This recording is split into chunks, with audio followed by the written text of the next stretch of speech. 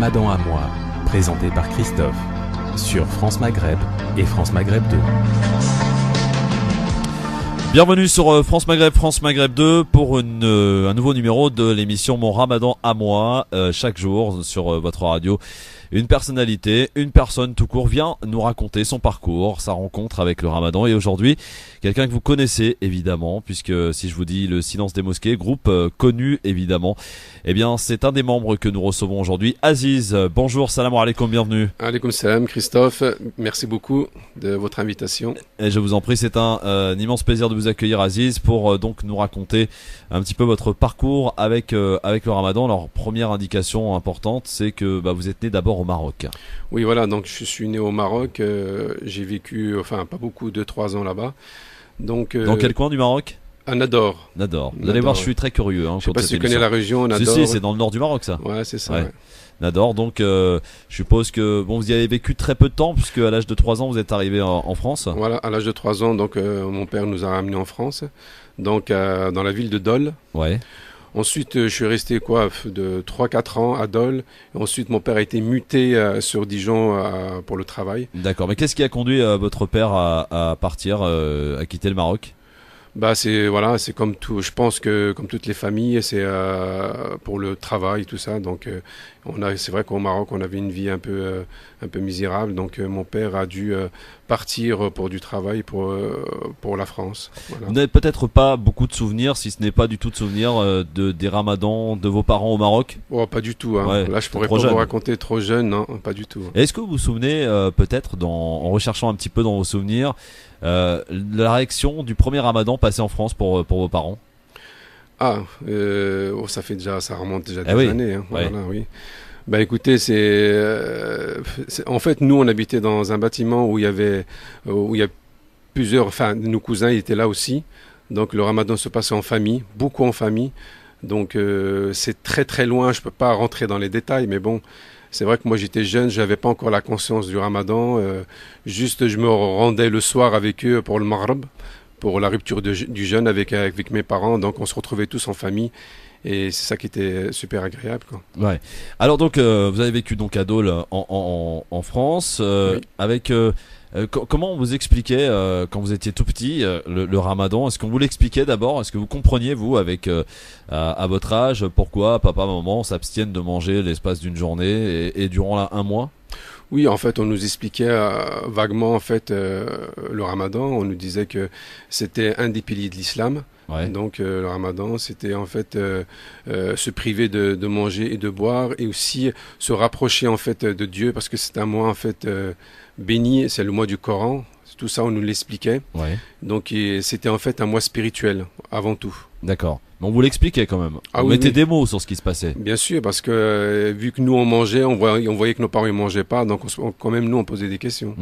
Et quelle était votre réaction face à ça justement? Est-ce que vous compreniez? De quelle manière vous l'interprétiez à l'époque? Généralement, comme on pense quand on est jeune, on se dit... On suit les parents, on va dire. On dit s'ils font ça, c'est qu'il y a une raison. Puis ensuite, on oublie, on est jeune, on joue. Donc, quand on est petit, finalement, on n'y pense pas trop, quoi. Ouais. Et est-ce que, à quel âge d'abord avez-vous commencé à faire vos premiers jours? Ah, moi. On va voir si vous êtes un petit peu dans la moyenne, hein. Moi, je pense que c'était aux alentours de 15-16 ans. Ouais. Ah oui, alors là, vous n'êtes pas du tout dans la moyenne. Ah c'est bon? bien tard. Oui, mais non. Beaucoup de personnes qui sont venues sur notre plateau ont commencé bien plus tôt. Pour les premiers jours, hein. Ah, pour les premiers jours, moi, c'était à 15 ans, ouais. D'accord, 15 ans. Et donc, pas de Ramadan entier encore? Ouais, si, en fait, à 15 ans, j'ai dû le faire entier, ouais, parce que ma mère me l'a dit, j'ai dû le faire entier. Donc, il n'y a pas eu d'entraînement avant, lors des précédents Ramadans? Si, avant, un jour comme ça, mais bon, il y avait toujours des petites ratées, comme ça, on allait boire un verre d'eau, mais bon... Maman, j'ai soif, j'ai faim. Voilà, c'est ça. La maman tellement marre, allez, vas-y, va manger. Ouais, c'est un peu ça. C'est un peu ça. Donc, 15 ans, premier Ramadan. Oui, voilà. Entier. Entier. D'accord. Est-ce que vous vous souvenez de l'époque?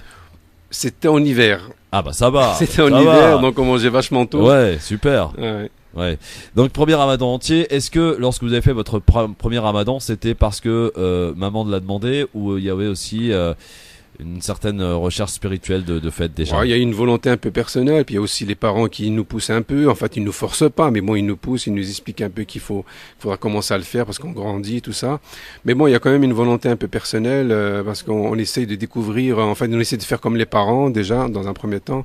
Ensuite, ça vient, on accompagne mon père à la mosquée, donc nos parents à la mosquée, Ouais. et petit à petit, ça vient comme ça, quoi. D'accord. Et est-ce que vous vous souvenez de la réaction là de vos parents? Je suppose que oui. Lorsque vous avez effectué votre premier Ramadan entier, il y avait une espèce de fierté peut-être? Oui, bien sûr. Enfin, j'étais pas seul là, donc moi, je suis d'une famille de 8 frères et une sœur. Donc, Ah oui, ça va. oui, dans Ça une va. grande famille. Ouais. Donc, bien sûr, les parents ils sont toujours fiers quand ils voient leurs enfants faire le Ramadan et tout. On ressent en fait cette fierté par rapport. Et prière ou pas encore prière? Pas encore prière, non. Non. D'accord. Donc On faisait semblant, enfin semblant, Ouais. non. On était avec. Moi, j'accompagnais mon père à la mosquée, donc on se mettait à côté, on faisait pareil que lui, quoi. D'accord. Mhm. Et quelle était la réaction des camarades à l'école? Bah, généralement, c'était bien. C'était comme une sorte de mode à cet âge-là, vous savez. Est-ce qu'il y avait les petits copains français qui essayaient d'imiter, non? Oui, il y en a quelques-uns qui essayaient d'imiter pour s'intégrer au groupe. Vous savez comment ça se passe. Ouais, bien sûr. Mais bon, alhamdoulilah, donc Ouais. Donc un bon souvenir de ce premier Ramadan? un très bon souvenir, ouais. Ouais. En plus, on rappelle, il a eu de la chance, c'était en hiver. C'était en hiver, donc on mangeait tôt, donc il n'y avait pas de souci. Et alors, de quoi était composée la table chez vous le soir? Ah bah une table comme un peu partout, bien garnie, donc Ça dépend des la régions. halala, Voilà, marocaine. les Marocains mangent généralement très bien. Oui, voilà, halala, donc les feuilles de briques, café, brioche, croissant, bah tout ce qui va avec, quoi. Donc voilà, On c'était fait un sacré mélange comme on pense c'était en Ramadan. festif durant tout un mois quand même au niveau Oui, voilà. gastronomie. Hein. Ouais. Et donc ensuite pour ce qui est des ramadans suivants, est-ce qu'il y a là une recherche de votre part pour essayer de comprendre un peu de manière personnelle la religion, ce pourquoi on fait le ramadan, à s'intéresser un petit peu plus à la religion ou alors pas encore? Si, à partir de ce moment-là, c'est vrai que, alors, comment on se pose la question, on se dit pourquoi on fait ça, quelle est notre motivation, pourquoi, dans quel but et tout, quoi. Donc c'est là qu'on a commencé, en fait, finalement, moi et quelques camarades, dont certains du groupe Le Silence des Mosquées, hein, parce que j'ai grandi Ah, vous avec eux. connaissiez déjà? Ah oui, D'accord. en fait, on habite dans le même quartier, hein, donc, Ouais. sur Dijon. Et là vous étiez à Dijon donc à l'époque lorsque Là, vous avez fait votre premier voilà, ramadan. là, c'est Dijon. Hein. D'accord. Donc, et là, on se réunissait ensemble le soir, après le Maghreb, donc juste après la mosquée. Donc, Ouais. on se posait des questions, on faisait des recherches, il y avait aussi des livres, des cassettes, et petit à petit, en fait, ça venait comme ça. Alors, est-ce que vos parents regardaient un petit peu ce qui composait votre bibliothèque, ce que vous lisiez pour apprendre la religion ou pas du tout? Oh, pas forcément, tu sais, dans notre chambre, c'est vrai qu'on a nos livres, nos cassettes, mais nos parents, moi non, pas forcément, non, ils viennent regarder. Et quel adolescent étiez-vous? Est-ce que vous étiez un adolescent à la recherche en essayant même de temps en temps, ça fait partie aussi de l'adolescence, d'aller contredire un petit peu ce que papa et maman disent sur la religion ou pas du tout? Ça nous est arrivé, mais bon, on n'essaie pas trop de s'interposer par rapport à nos parents, mais bon, on essaie quand même de comprendre. En fait, à cet âge-là, on essaie de comprendre, quoi. Ouais. On prend tout, puis on essaie de comprendre. Donc cassette, livre, Voilà. tout ce qu'il faut pour essayer d'apprendre. Mhm. Et donc, est-ce que les ramadans d'après, on va dire les 2-3 ramadans d'après, avaient toujours la même saveur où il y avait quand même une dimension supérieure en matière de spiritualité? Ah bah, à force de lire et d'essayer de comprendre en fait notre religion, on s'aperçoit que le Ramadan, en fait, finalement, c'est pas le fait que juste de pas de s'abstenir de manger et de boire. Le Ramadan, c'est autre chose. Le Ramadan, c'est en fait c'est un mois où un mois de Coran. Ouais. Vous comprenez? Mm. Donc c'est un mois où la spiritualité, il faut qu'elle soit devant. Ouais. La recherche de spiritualité, de foi, donc c'est ça qu'il faut que les gens y comprennent, quoi. Alors, donc l'adolescence se poursuit, les études parallèles également. Quel est votre parcours d'ailleurs scolaire à l'époque? Moi, je me suis arrêté dans un BEP vente et après j'ai dû travailler D'accord, donc directement dans la vie active. directement dans la vie active. Et est-ce que depuis maintenant que vous êtes arrivé en France, donc depuis l'âge de 3 ans, est-ce qu'il vous est arrivé d'aller faire un ramadan à l'étranger? Oui, Ou une bah, partie? oui, en fait, je suis allé 2 fois faire le Ramadan, donc D'accord. le petit pèlerinage à la Mecque. Ouais. Ça Donc, doit être particulier, ça. oui, Racontez-nous un peu. c'est extraordinaire. Faire le Ramadan à la Mecque, c'est quelque chose que je sais même pas, je peux même pas vous le raconter, il faut le vivre, quoi. Ouais. C'est quelque chose d'extraordinaire. Donc, vous rencontrez d'autres personnes. Les prières dans la grande mosquée, c'est quelque chose d'énorme. Donc, le ramadan là-bas, on le ressent même pas, en fait. On vit tellement dans un monde de spiritualité qu'on ne le ressent même pas. Est-ce qu'on n'a pas l'impression finalement, lorsqu'on est là-bas à la Mecque, d'être coupé du monde? Oui, du monde matériel, oui. Du monde matériel, on est coupé, ça c'est sûr. Non, mais même du monde tout court, puisqu'on est juste vraiment en relation avec Dieu, quoi, simplement. Oui, c'est ça, en fait. On ressent, en fait, Finalement, tout ce qui est à côté n'a finalement peu d'importance. Ouais, un peu d'importance, exact. Ouais. Et c'est quelque chose que vous avez renouvelé donc 2 fois. 2 fois. Ouais. Et vous en gardez, je suppose, un souvenir. Un très bon souvenir, et je pense, Inch'Allah, maintenant, essayer de faire le Hajj, le grand pèlerinage, Inch'Allah. C'est bien, vous y allez par étapes, Aziz, c'est voilà. Parfait. Et à part la Ramadan, rien d'autre, pas de Ramadan à l'étranger ou Non, pas de Ramadan à l'étranger, même pas au Maroc. Hein. D'accord. Alors, par contre, tiens, on va s'arrêter juste 2 secondes à la Ramadan. Comment ça se passe le soir à la rupture du jeûne, Marleb? C'est vraiment spécial parce que quand vous faites la rupture du jeûne dans la mosquée, dans la grande mosquée où il y a la Kaaba, vous avez des jeunes personnes en fait qui viennent vous prendre par la main, puis ils essaient de vous ramener à sa table, quoi, pour manger. En fait, leur objectif, ces jeunes-là, c'est d'essayer de gagner votre jeûne. Vous savez, si on vous nourrit, vous gagnez le jeûne de la personne que vous avez nourrie. Donc, on avait le choix d'aller où on veut pour faire la rupture du jeûne. D'accord. Est-ce que, revenons un petit peu à votre enfance et à votre adolescence, à partir du moment où vous avez travaillé, quel était votre objectif? Qu'est-ce que vous vouliez faire, Aziz? Bon, moi, personnellement, je voulais travailler dans la vente. Ouais. Donc, ça m'attirait beaucoup. J'ai dû faire un BEP que j'ai raté, finalement. Et j'étais très déçu. Donc, ensuite, je me suis dit, tiens, il faudra que je travaille. Puis depuis, je suis dans le monde actif, quoi. D'accord. Et vous travaillez dans quoi? Là, maintenant, je suis pas du tout dans la vente. Hein. Je travaille dans les HLM. Je suis gérant. D'accord. Ok. Donc vous occupez des appartements, etc. Ouais, voilà, c'est ça. Bon, pour ceux qui habitent Dijon, hein, voilà, Aziz, c'est un appartement à demander. Vous savez où le trouver. Donc, entre parenthèses, après, à quel moment intervient le groupe Le Silence des Mosquées? C'est bien plus tard? Ouais, c'est vraiment bien plus tard. En fait, on faisait partie d'une association GMF, donc Jeunes Musulmans de France à Dijon. Ouais. Et de là, en fait, on faisait partie en fait, on devait animer les soirées de cette association-là. D'accord. Et nous, avec les copains, les frères, en fait, qui de l'association, on s'est réunis, on s'est dit pourquoi pas, en fait, faire des chants musulmans. Et c'est là c'est nous venu à l'idée, en fait, d'écrire les premières chansons. D'Ancri de Bosnie, c'était une des premières chansons. Ouais, magnifique. Voilà. Ouais. Et de là, en fait, on animait les soirées de fête de la GMF. D'accord.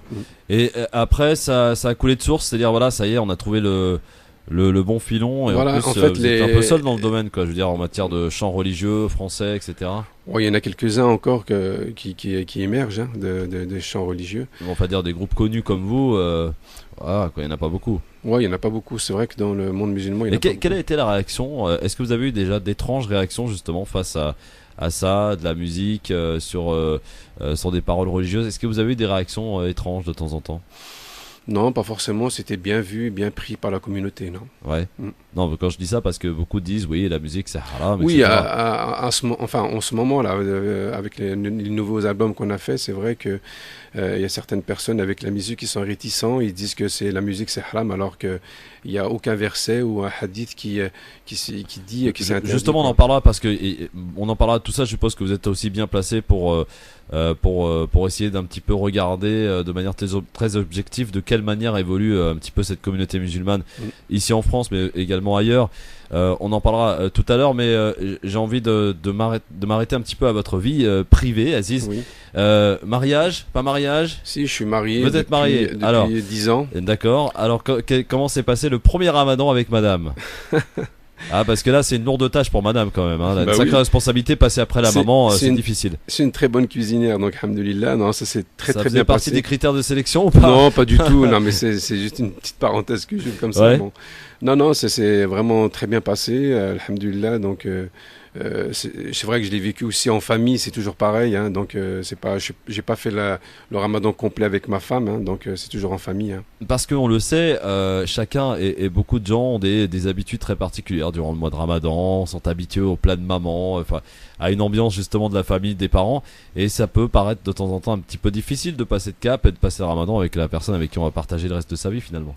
On s'habitue très vite. Hein. On s'habitue très vite. Oui, c'est vrai. Alors, que...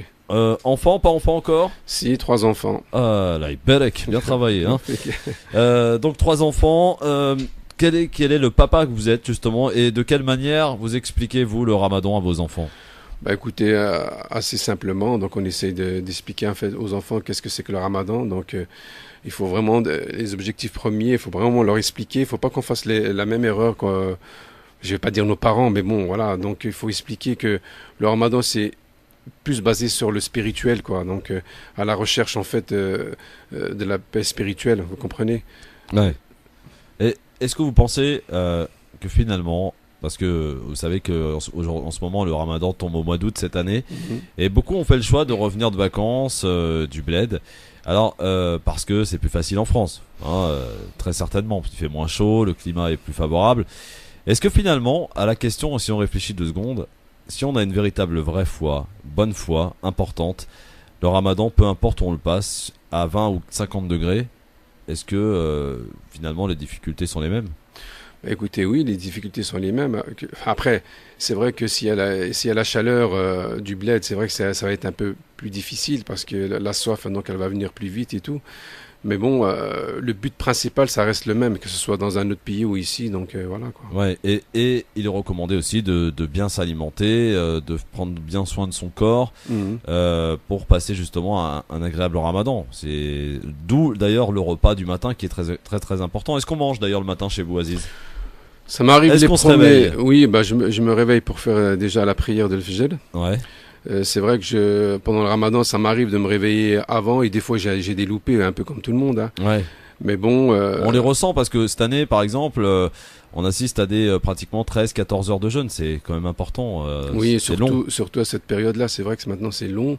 Donc c'est vrai que je recommande en fait aux gens de se lever pour la prière, de le faire déjà, et de manger avant la prière, bien sûr, de boire un café ou de l'eau, tout ça, donc pour bien se préparer la qui journée. Mangent carrément la shorba, le halal le matin, avec des frites, des merguez, hein. C'est pas mon cas, moi. Non, pas du tout. Non. Non. Bon, d'accord.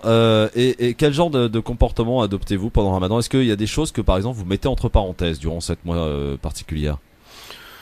Ouais, on essaye. En fait, moi personnellement, j'essaye de plus me rapprocher de Dieu. En fait, en plus de lecture, j'écoute plus de conférences. Je vais plus à la mosquée. Donc le principal des choses, c'est ça, quoi. D'accord. Mais hormis ça, vous continuez à vivre normalement? Oui, il faut continuer à vivre normalement. Donc après, tout dépend de ce que les gens faisaient, quoi. Parce que moi, si les gens sortaient le soir, là, c'est vrai qu'il faut pas sortir s'amuser. Les prières de Tarawih? Ah oui, c'est très important. Ouais. Ouais.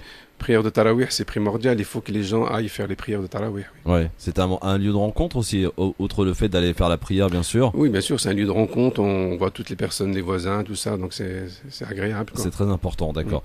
Oui. Aziz, dans la deuxième partie de cette émission, on va parler un petit peu du Ramadan, de cette communauté musulmane que vous connaissez bien, et puis aussi du groupe dans lequel vous faites partie, le Silence des Mosquées. À tout de suite dans Mon Ramadan, celui de Aziz, membre du groupe Les Silences des Mosquées aujourd'hui. Présenté par Christophe sur France Maghreb et France Maghreb 2.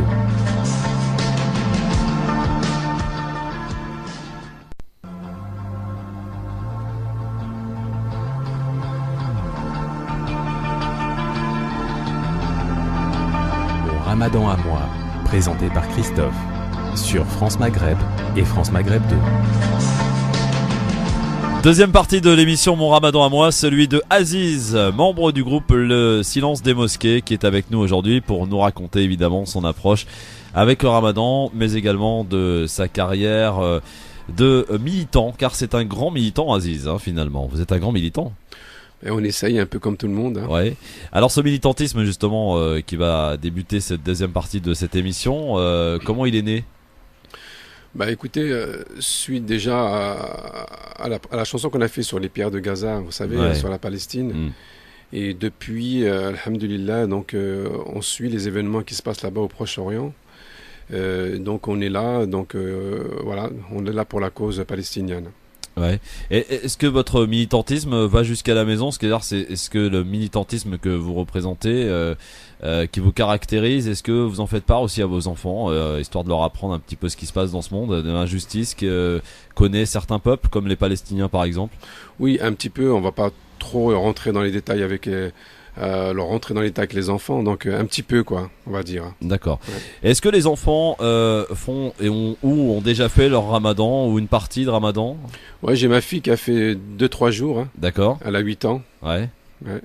Et elle est fière. Oui, très très fière, ouais. Et pour cette année alors, elle va Bah, je continuer? pense qu'elle va essayer de faire quand même 2-3 jours aussi. Ouais. On va essayer de l'aider, ouais. Pour les Pas autres. trop la forcer non plus, donc si elle n'y arrive pas, on lui explique bien, si vraiment elle peut pas, elle mange, quoi, il n'y a pas de souci. D'accord. Et pour les autres, on attend Non, un petit peu. ils trop sont jeunes. vraiment trop jeunes, ouais. Ouais. Mm. D'accord. Mais il y a quand même le soir, lorsqu'on mange, c'est tous ensemble, quoi. Voilà, c'est toujours tous ensemble, comme je dis, en famille, on se retrouve tous autour de la table, alhamdoulilah, quoi. D'accord. Alors on va quitter un petit peu le ramadan, un petit peu Aziz, pour que vous nous racontiez donc cette formation du groupe de silence des mosquées. Donc c'était dans des associations, différentes soirées. Mhm. À partir de quel moment ça a commencé à grandir tout cela? Bah, déjà, on a commencé en 92, donc le groupe s'est formé en 92, donc suite à la première chanson, comme je disais, à Cri de Bosnie. Ouais. Et de là, en fait, quand on animait les soirées dans l'association, beaucoup de personnes sont venues nous voir, ils nous ont dit, bah, pourquoi pas faire, à l'époque c'était des cassettes, hein, parce qu'il n'y a, Ouais, il y a dans pas les de cassettes CD. dans les marchés, je me souviens. Voilà, c'est ça. Donc ils ont dit, pourquoi pas faire un album, quoi, essayer de faire un album enregistré. Nous, on voyait ça tellement grand, inaccessible, qu'on s'est dit, ça va être très très difficile quand même. Donc un jour, on a eu quand même l'opportunité d'avoir des amis sur Besançon, qui avaient un petit studio, Ouais. vraiment, vraiment un petit studio, quoi, hein. C'était amateur, hein. On s'est dit, tiens, on va essayer de faire quand même une maquette pour voir ce que ça va donner. Ouais. Donc on est monté à Besançon, donc on a fait les premiers enregistrements du premier album. Donc Ouais. l'album il s'appelait Le Silence des Mosquées, donc on a repris sur la chanson Le Silence des Mosquées. Donc dans cet album, il y avait vraiment plein de choses, notamment le Cri de Bosnie, Pierre de Gaza. Ouais, Le Silence des Mosquées, il y avait beaucoup de chansons, ouais, 8 chansons. Ouais. Et- Donc vous avez enregistré ça. On a enregistré à Besançon, ça c'est... Enfin, c'est sorti pas terrible, on va dire, parce que l'enregistrement il était pas terrible. Donc on a fait écouter quand même à notre entourage. Ouais. Et beaucoup de monde nous ont dit, moi je la veux, je veux. Donc on s'est dit, tiens, c'est quand même, alhamdoulilah, les gens ils sont intéressés, pourquoi pas essayer d'investir un peu de notre argent, puis essayer d'avoir un studio assez conséquent, quoi, pour enregistrer. Donc là, on a pris un peu de notre argent personnel, Ouais. donc on a mis un peu d'argent nous tous ensemble, D'accord. et on a été au studio Fallon à Dijon. Ouais. C'était vraiment un studio professionnel, hein. Donc là, on a commencé à enregistrer en fait le premier album. Et là, on a sorti pour le coup 1000 cassettes, D'accord. voilà. Et là, ces 1000 cassettes-là, on s'est dit maintenant comment on va faire pour le distribuer. Ça, Ouais. c'était la grande Ah oui, question, c'était le hein. problème. C'était vraiment le problème, quoi. On a commencé par notre quartier, donc on l'a. Oh, je me rappelle même plus comment on le vendait à l'époque, je me souviens plus du prix. Donc on les donnait comme ça au fur et à mesure aux gens. Et les gens, en fait, certaines personnes qui étaient sur Dijon se sont déplacées dans des villes. Ouais. Par exemple, sur Paris et tout. Donc ils ont fait ça, ils ont fait écouter ça à des gens. Et petit à petit, c'est venu comme ça. Il y a 2-3 librairies qui nous ont appelés sur D'accord. Paris. Ouais. Ils nous ont dit, bah écoutez, on serait intéressé par votre album. Est-ce que vous pouvez nous envoyer une certaine quantité? Et c'est de là en fait qu'est né en fait le groupe. D'accord. Et vous étiez surpris aussi de cette. Ouais, très surpris. On s'attendait vraiment pas à ce. Quelle est la réaction des gens? Qu'est-ce qu'ils aiment dans ce genre de groupe, dans votre. C'est quoi? C'est les paroles? C'est la manière non, de c'est beaucoup faire plus- passer le message de la religion? C'est quoi? Ouais, voilà, c'est beaucoup plus les paroles. En fait, on parlait aussi des événements que les gens y vivent quotidiennement. Hein, puis aussi sur la chanson Cri de Bosnie, celle-là, vraiment, elle a beaucoup touché. C'était à l'époque où il y avait le conflit en Yougoslavie. Ouais, absolument, ouais. C'était une période en plus propice. Malheureusement, il y avait beaucoup de choses qui se passaient à travers le monde, et en Irak, et en Bosnie, Ouais. et à Gaza, bien sûr. Mhm. Ouais. Et donc, après l'enregistrement de ce premier album, après la distribution, qu'est-ce qui s'est dit? On poursuit, on arrête? Là, C'était une petite aventure. Il fallait absolument poursuivre parce que tout de suite après, on a eu énormément d'invitations dans des associations musulmanes, donc pour faire des concerts. Donc on a sillonné toutes les villes de France, pratiquement toutes les villes de France, Ouais. par rapport à ce premier album. Et là, on était... après, il y a un distributeur qui nous a appelés Mhm. sur Lyon. Il nous a dit, écoutez, moi je serais intéressé pour vous distribuer. Ouais. Donc on s'est dit pourquoi pas, comme ça nous évite à nous de démarcher vous et tout, parce occuper que de c'est tout ça, vraiment parce que ça prend du temps. ouais, oui, puis c'est difficile aussi. Mm. Et là, c'est là qu'est venu aussi, on a écrit ensuite le deuxième album, Ouais. et donc ça s'est enchaîné comme ça sur tous les autres albums. D'accord. Mm. Et aujourd'hui, quelle est un petit peu la réaction que vous recensez autour de vous justement face à... Est-ce que certains disent par exemple, oui, c'est des paroles basiques, c'est simpliste, etc. C'est une manière de simplifier la religion. Quelles sont un peu les réactions? Non, pas du tout, parce que nous, on reçoit énormément à l'époque, on recevait des courriers, parce qu'on n'avait pas encore de site internet, de boîte mail à l'époque. Ouais. On recevait énormément de courriers, des gens qui ont écouté nos albums, surtout le premier et le deuxième. Ils nous ont dit, par votre intermédiaire, en écoutant cet album-là, je suis revenu à la religion. Certaines filles ont porté le voile, le hijab. Et alhamdoulilah, nous, ça nous a encouragé encore à faire plus, parce qu'on s'est dit, tiens, le message est entendu, donc ça fait du bien au cœur à certaines personnes, donc alhamdoulilah qu'il faut qu'on continue, quoi. Est-ce que par exemple pour écrire une chanson, ça prend du temps parce que il y a des mots qui peuvent être mal interprétés, Bien sûr, etc. Oui, donc on écrit, c'est décortiqué avec le groupe, on se voit ensemble. Est-ce qu'il y a des conflits par exemple des fois Oui, entre vous? Ça arrive parce qu'il y a certaines ils valident, d'autres ils veulent pas valider parce que ça leur convient pas. Donc, Ouais. mais finalement à la fin on se retrouve toujours. Hein. D'accord. Mm. Et vous êtes chanteur, hein, c'est ça? Moi je suis chanteur. Ouais. Un des chanteurs, parce que Un vous des êtes, chanteurs, ouais. Vous êtes plusieurs. Oui. Et vous avez fait l'expérience aussi, je crois que c'était le Ramadan dernier, de vendre votre album via Internet. Oui, voilà, donc on a essayé en fait, parce qu'on a eu beaucoup de problèmes avec la distribution, Ouais. donc on s'est aperçu en fait que beaucoup de personnes dupliquaient nos CD derrière notre dos, donc en fait ils dupliquaient sans nous prévenir, quoi. Donc on s'est dit on va arrêter là, Ouais. on va essayer maintenant de distribuer uniquement sur notre site internet. Mais là on voit, c'est vrai qu'on a des commandes, mais c'est pas pareil qu'avec un distributeur, hein. Ouais. Parce que les gens, je pense qu'ils ont peur de mettre leur carte bleue sur internet avec tout ce qui se passe, piratage et tout. Donc, mais là, alhamdoulilah, on a trouvé un autre distributeur qui est sur Bourg-en-Bresse, donc D'accord. Maïdine, là, Ouais. c'est une librairie. Mhm. Donc maintenant, je pense que vous pouvez trouver le nouvel album sur toutes les librairies, Inch'Allah. Inch'Allah. Alors, outre le fait donc des chansons dont on parle, mais est-ce qu'il est difficile finalement quand on écoute le premier album et les autres derrière, Mhm. on peut dire quand même que le premier album c'est une grande réussite.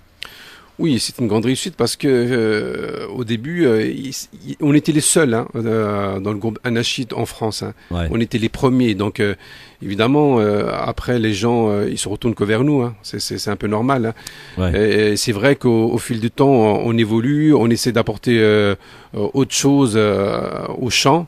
Donc on va l'accompagner d'instruments, on va dire basiques comme le derbouka, la batterie, un peu de guitare. Ouais. On sent d'ailleurs, notamment dans le dernier album, qu'il y a eu des instruments de rajouter aussi. Oui, voilà, c'est ça. Hein, Donc c'est- il y a juste une guitare et violon qui est rajouté. Mm. D'accord. Donc c'est vraiment c'est des morceaux de musique quoi, mais avec la spécificité religieuse. Voilà, c'est ça. Donc c'est vraiment acoustique. Hein. Et vous, le fait de chanter des chansons religieuses, c'était vraiment ce que vous vouliez faire? C'était une envie? Pas forcément, parce que comme j'expliquais au début, on devait animer certaines soirées, donc on s'est senti obligé de faire quelque chose pour notre association. Donc c'est là qu'est née en fait mon envie de chanter, quoi. Alors je suppose que pour écrire le prochain album, bah, vous avez de quoi faire. Hein. Il y a qu'à regarder l'actualité, un an en arrière, le niqab, plein de choses. Est-ce que l'actualité comme ça vous interpelle? Vous dites, Oui, ah oui. ça y est, alors ça c'est sûr qu'on fait un morceau là-dessus. C'est vrai que ça, des fois, quand on voit ce qui se passe dans l'actualité, ça nous donne des idées. Mais en ce moment, on est plus sur l'album du Prophète. Donc, on a fait le tome 1. Ouais. Et, alhamdoulilah, en ce moment, on est en train d'écrire pour finaliser le tome 2. D'accord. Un album sur la vie du prophète. Sur la vie du prophète, ouais. Et là aussi, c'est difficile d'écrire sur la vie du prophète. Bah, bien sûr, parce qu'il faut vraiment plonger dans sa vie, donc il faut découvrir l'homme, le prophète, et ensuite c'est très difficile parce que nous on doit passer déjà par des gens qui connaissent le droit islamique et tout, qui nous expliquent un peu si on fait des erreurs ou pas, parce que c'est pas évident. Est-ce que vous avez déjà rencontré des gens qui vous ont contesté dans vos dires au travers de vos chansons? Non. Non, jusque-là, vous avez Jusque-là, été épargné. On est épargné, sauf un peu avec la musique. On reçoit quelques mails que les gens ils nous disent que. Et qu'est-ce que vous avez à leur répondre aujourd'hui à ceux qui vous disent bon bah c'est bien de chanter des chansons religieuses, mais la musique, voilà quoi. Bah, il faut qu'ils sachent que si on a entrepris de mettre de la musique, c'est pas d'un coup de tête comme ça, c'est que vraiment c'est bien renseigné avant, quoi. Ouais. Donc la musique n'est pas haram. En soi, elle n'est pas haram. Elle est accompagnée de paroles prophétiques d'islam. Non. Comment expliquez-vous justement cette espèce de renfermement communautaire ici que l'on peut observer en Europe et en France en particulier, dans le pays dans lequel on vit? Comment vous l'interprétez, cette espèce de retour aux sources, et peut-être aussi parfois avec excès en se servant de la religion pour essayer d'illustrer une certaine personnalité, une certaine représentativité? Moi, je pense que c'est un problème d'interprétation des textes. Hein. Il y a certaines personnes, et comme ils lisent des hadiths ou des versets du Coran, ils interprètent mal. Ils pensent que, en fait, ils lisent textuellement, puis ils réagissent avec ça, quoi. Donc, voilà. Ouais. Est-ce que ça peut être dangereux? Est-ce que faut... ça peut conduire à à quelques justement incompréhensions, et notamment chez les jeunes, quoi, dans la jeunesse, qui sont peut-être aussi victimes de quelques personnes malveillantes? Oui, ça peut, mais bon, c'est pas à grande échelle, quoi. On peut pas dire que c'est à grande échelle. Ouais. Pour vous, ça vous fait pas peur? Non, pas du tout. C'est une minorité en fait qui pense comme ça, donc. Mais malheureusement, cette minorité est toujours celle qu'on affiche en premier lieu, quoi. C'est en France, oui. De toute façon, on cherche à discréditer l'islam, et donc on met en avant ce genre de personnes. Donc c'est sûr que voilà. Si vous aviez à rencontrer des hommes politiques ou aussi des gens qui connaissent pas bien l'islam et qui ont peut-être un mauvais regard, mauvaise image, peut-être dû aussi à cause des médias qui de temps en temps ne donnent pas forcément une bonne image. Qu'est-ce que vous auriez à leur dire par rapport à l'islam? Moi, je les invite juste à leur dire qu'il faut qu'ils lisent, quoi. Il ne faut pas juste écouter les gens ce qu'ils disent et de regarder bêtement les informations. Donc, moi, je les invite à lire. Il y a des livres qui sont ouverts sur l'islam, donc alhamdoulilah, quoi. Ouais. Donc lire, c'est important, se renseigner, et non pas finalement croire tout ce que l'on voit c'est très important. On lit sur internet. C'est vrai qu'on a vraiment un problème chez nous, c'est qu'on lit pas beaucoup. Et comment regardez-vous un petit peu l'état de cette communauté maghrébine, musulmane en France? Est-ce que pour vous elle est en construction de maturité? Est-ce qu'elle est mûre? Est-ce qu'elle a encore pas mal de choses à travailler? Quel est votre regard? Elle est sur la bonne voie, moi je dis. Ouais. Alhamdulillah. Vous trouvez qu'elle est sur la même voie? Sur la bonne voie, ouais. Aziz, on va maintenant parler un petit peu de votre parcours de militant. Alors donc on le sait, Gaza, vous êtes venu d'ailleurs nous en parler il y a quelques jours sur notre radio dans l'émission du Grand Forum. Votre expérience, mauvaise expérience qui est arrivée en Israël. L'envie de partir en Palestine, c'est quoi? Ça vient d'où? C'est un rêve de bien longtemps, en fait. Je voulais vraiment, toujours, en fait, je souhaitais me rendre en Palestine, parce que moi, ce que je voulais faire, c'est aller à Jérusalem et prier à Al-Quds, à la mosquée d'Al-Aqsa, ouais. Faire 2 rak'at là-bas. Malheureusement, cette année, cette année. Al-Aqsa, d'ailleurs, il faut préciser, qui pendant un temps, des informations peut-être à vérifier, mais on aurait creusé en dessous et en cas de tremblement de terre ça pourrait s'exploser. Enfin voilà, il y a des choses qui se passent là-bas qui sont assez hallucinantes quand même. Oui, ce qu'on entend, c'est qu'en fait ils sont en train de faire des fouilles en dessous de la mosquée. Ouais. Je pense qu'ils essayent de trouver le temple de Salomon, c'est ce que j'ai entendu dire. Ouais. Et c'est vrai que ça perturbe en fait les fondations de la mosquée. Ouais. Vous qui êtes là, elle est là-bas en Israël, est-ce que vous pensez que on va pas parler de paix parce qu'il n'y a pas de paix, mais est-ce que pour vous la flamme peut se rallumer à vraiment une simple petite étincelle? Vous parlez du conflit? Oui. Écoutez, ouais, de toute façon c'est tous les jours. Hein. On voit très bien que en fait, que le comportement en fait, des autorités israéliennes qui est fait sur le peuple palestinien, on voit qu'il y a une tension chez eux et qui est palpable, quoi. Et est-ce que pour vous, justement, le fait que Israël puisse se permettre toutes ces choses sous un silence complice et insupportable de la communauté internationale, est-ce que parfois ça vous met en colère? Bah, bien sûr. Comment voulez-vous pas être en colère quand vous voyez ces injustices qui se passent là-bas en Palestine? On rappelle très rapidement pour ceux qui n'avaient pas écouté l'émission, vous avez été donc dans le cadre d'une opération pacifiste en Palestine, vous avez été arrêté en Israël, emprisonné durant 4 jours, maltraité par la police israélienne, et en plus de cela, faut le dire aussi, par le pays dans lequel vous habitez, aujourd'hui la France, qui vous a quasiment reproché d'être allé là-bas faire de la provocation. Oui, voilà, en fait, par notre grande surprise, enfin une mauvaise surprise, en fait, la consul est venue nous voir en prison. Elle nous a dit, en fait, vous êtes venu ici dans une mauvaise intention, en fait, de créer des troubles à l'aéroport Ben Gurion. Là, on voit très bien le parti pris, en fait, par le gouvernement français. Ouais. Et est-ce que pour vous, justement, cette complicité pourra un jour se retourner contre ces pays-là? Bah, bien Parce sûr. que aujourd'hui, on parle d'un peuple qui souffre depuis maintenant des années et des années. Ça fait 50 ans que ça dure, ça fait plus de 50 ans que le peuple palestinien est normalement sur ces terres, mais qui ne peut même pas en profiter et qu'on bafoue quand on parle de reconstruction de colonies, de maisons, de logements sur des terres palestiniennes. Comment on peut expliquer ça aujourd'hui? Comment justement au travers de cette injustice internationale, comment expliquer ça de manière très calme et ludique aux enfants? Parce que les enfants aussi ont de quoi être révoltés, et quand on est révolté, parfois des comportements excessifs. Oui, bah, il faut vraiment leur expliquer enfin, je voudrais revenir, moi, en fait, il faut déjà que la France et les pays européens reconnaissent l'État palestinien. Ouais. Et le fait de reconnaître l'État palestinien, Mais ça Israël, suffit pas, Aziz. oui, si, ça va suffire. Pourquoi? Parce que quand on reconnaît un État, ils seront obligés de revenir aux frontières de 67. Vous comprenez? Ouais. Et de là, ils pourront plus coloniser.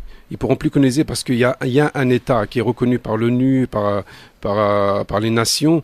Et là, ils auront un problème pour la colonisation. Ouais, mais sauf que les autorités israéliennes aujourd'hui n'en veulent pas. Eux n'en veulent pas. Ici, prochainement, là, il y aura un vote pour reconnaître l'État palestinien, en espérant que les États-Unis ne mettent pas leur veto, parce que c'est ça toujours le même problème. S'ils mettent leur veto, donc ça tombe à l'eau. Mais Inch'Allah, donc il faut prier Dieu pour que cet État naisse et pour que les problèmes, Inch'Allah, s'arrêtent. Vous vous rendez compte qu'aujourd'hui on est en train de parler d'essayer de prier pour qu'un État naisse alors qu'ils sont chez eux? Et oui, ben malheureusement, il faut bien qu'on passe par là, parce que je vois pas d'autres moyens pour essayer de faire entendre cette voix-là. Et quand on regarde un petit peu l'histoire, est-ce que vous pensez qu'il y a eu des erreurs commises aussi de la part de certains membres des autorités palestiniennes? Je sais pas. Ça, je peux pas répondre à cette question. On a frôlé quand même des accords de paix à l'époque avec Isaac Rabin, avec Yasser Arafat. Frôler, oui, c'est un grand mot, parce qu'en fait, ils voulaient jamais revenir sur les frontières de 67. C'est ça le problème. C'est que les réfugiés, ils voulaient pas le retour des réfugiés. Donc s'il n'y a pas ça, il y aura jamais la paix, vous comprenez? Est-ce que justement ce conflit au Proche-Orient est une tache d'huile pour les pays occidentaux? Ah bah oui, ça les gêne vraiment énormément. Hein. C'est un conflit, en fait. Enfin, ils essayent tous, chacun, de tirer parti. Ils essayent de trouver une solution pour tirer parti de ce conflit. Est-ce que le fait d'avoir été en Israël, donc d'avoir été maltraité, est-ce que ça vous a fait reculer? Est-ce que vous allez y retourner d'abord? Moi, Inch'Allah, malgré qu'ils m'ont dit verbalement que j'étais interdit 10 ans de territoire, moi, il n'y a rien d'écrit. Hein. Ouais. Donc, Inch'Allah, je pense je pense qu'en décembre, je vais essayer d'y retourner. Mais c'est pas gagné, mais bon, on va essayer, quoi. Et alors, parlons aussi de parfois des sujets qui fâchent, mais les pays arabes, avec leurs millions, leurs dollars, qu'est-ce qu'ils font pour la Palestine? Quand on voit par exemple que le Qatar achète le Paris Saint-Germain, qui n'hésite pas à injecter plus de 100 millions pour le recrutement, 100 millions pour la Palestine, imaginez-vous ce que ça peut représenter. Vous savez, quand les États-Unis et même Israël mettent des pions, je suis désolé, ceux qui gouvernent les pays arabes, c'est des pions pour moi. Ouais. Tous? Pratiquement tous, ouais. Pratiquement tous. Ouais. Alors on va revenir maintenant un petit peu pour finir sur le ramadan. Quelle saveur a le ramadan aujourd'hui en France? Vous qui avez grandi en France, est-ce que vous avez constaté au fil des années, depuis votre plus jeune âge, un certain changement quand même? On sent maintenant que l'odeur du ramadan en France se propage un petit peu plus quand même. Oui, on voit de plus en plus de jeunes qui sont en fait motivés par le ramadan. On les voit de plus en plus dans les mosquées. On sent cette envie en fait que le ramadan se passe bien, alhamdoulilah, quoi. Et est-ce que justement, au travers de votre expérience du groupe Le Silence des Mosquées, est-ce que vous avez eu à rencontrer des gens qui n'étaient pas musulmans et qui s'intéressaient à ce que vous faisiez? Bien sûr, juste au travail déjà, là où je travaille, on nous pose des questions. À la fin du ramadan, ils nous demandent bien sûr de ramener des gâteaux, Ah oui. Ouais, voilà, donc ça s'arrête là en fait. Même les gens qui n'aiment pas trop les métissés aiment leurs gâteaux. Voilà. C'est toujours ça. C'est toujours ça. Ouais. Les Arabes arrivent à se faire aimer par leurs gâteaux, leur pâtisserie ou leur couscous aussi. Voilà. Alors Aziz, pour finir, le ramadan aujourd'hui en France, est-ce que vous pensez que de plus en plus quand même on se dirige maintenant, ceux qui disaient, je me souviens il y a quelques années, on disait oui, l'ambiance du ramadan c'est beaucoup mieux au bled, mais l'impression qu'on a aujourd'hui, c'est quand on va dans certains quartiers populaires, que ce soit en région parisienne ou peut-être dans les grandes villes de France, c'est qu'on a l'impression d'être au bled pendant le ramadan. Oui, bien sûr, le quadrillé, vous savez, on a tous les magasins qui vont avec, les boucheries, en fait on a les voisins, en fait le quadrillé, on se croirait vraiment au bled, quoi. Ouais. Aziz, on va finir cette émission par un choix que je propose à mes invités, un choix que vous pouvez argumenter. Ça se passe en 3 questions.